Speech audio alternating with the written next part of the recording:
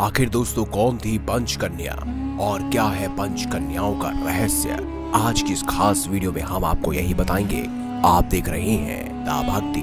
अगर अभी तक आपने हमारे चैनल को सब्सक्राइब नहीं किया तो देर किस बात की, चैनल को अवश्य सब्सक्राइब करें और बेल आइकन जरूर दबाएं ताकि ऐसी ही खास लेटेस्ट अपडेटेड वीडियोस आपको जानने और सुनने को मिलती रहे।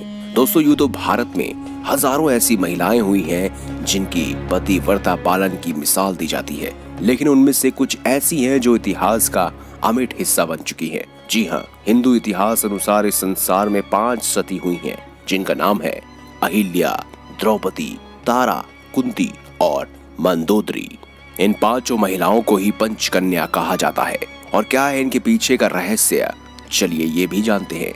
आपको सबसे पहले अहिल्या के बारे में बता दे। देवी अहिल्या की कथा का वर्णन वाल्मीकि रामायण के बाल कांड में मिलता है। अहिल्या अत्यंत ही सुंदर, सुशील और पतिव्रता नारी थी। उनका विवाह ऋषि गौतम से हुआ था। दोनों ही वन में रहकर तपस्या और ध्यान करते थे।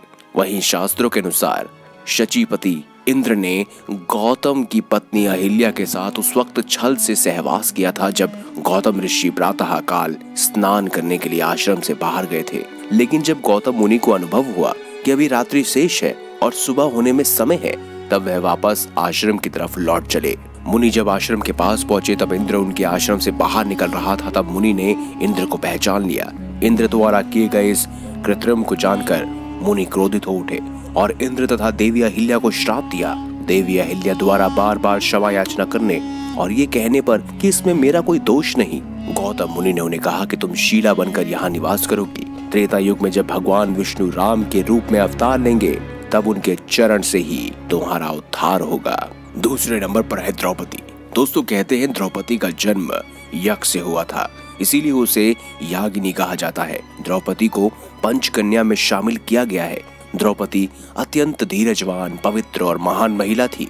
महाभारत काल में ये 5 पांडवों की पत्नी थी और द्रौपदी के चीरहरण प्रकरण में श्री कृष्ण ने द्रौपदी की लाज बचाई थी। तीसरी है तारा। दोस्तों तारा एक अप्सरा थी जो समुद्र मंथन के दौरान निकली थी। बाली और सुषेण दोनों ही इसे अपनी पत्नी बनाना चाहते थे। उस वक्त निर्णय हुआ कि जो तारा के वामन में खड़ा है वे उसका पति और जो दाहिने हाथ की ओर खड़ा है वो उसका पिता होगा। इस प्रकार सुषेण उनके पिता बने और बाली से उसका विवाह हो गया। साथ ही बाली के वध के बाद उसकी पत्नी तारा में भी बहुत दुख हुआ।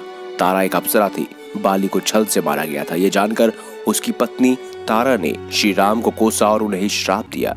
श्राप के अनुसार भगवान राम अपनी पत्नी सीता को पाने के बाद जल्द ही खो देंगे। तारा ने यह भी कहा था कि अगले जन्म में उनकी मृत्यु उसी के पति बाली द्वारा हो जाएगी। अगले जन्म में भगवान विष्णु ने श्री कृष्ण के रूप में जन्म लिया और उनके इस अवतार का अंत एक शिकारी भीलजरा, जो कि बाली का दूसरा जन्म था, उनके द्वारा ही हुआ। अब है कुंती।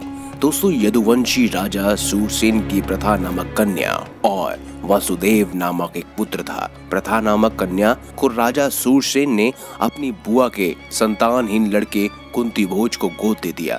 कुंती भोज ने इस कन्या का नाम रखा कुंती। इस तरह प्रथा यानी कुंती अपने असली माता पिता से दूर रही। जैसे दशरथ ने अपनी पुत्री शांता को अंग देश के राजा रोमपाद को गोद दे दिया था।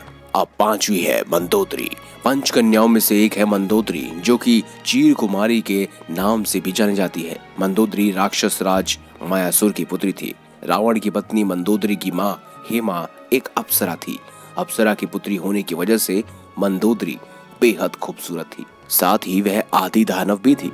भगवान शिव के वरदान के कारण मंदोदरी का विवाह रावण से हुआ और मंदोदरी ने भगवान शंकर से वरदान मांगा था कि उनका पति धरती का सबसे विद्वान और शक्तिशाली व्यक्ति बन जाए। मंदोदरी से रावण को जो पुत्र मिले थे उनका नाम था मेघनाद, महोदर, प्रहस्त्र, विरूपाक्ष, भीकम और ये सभी वीर थे।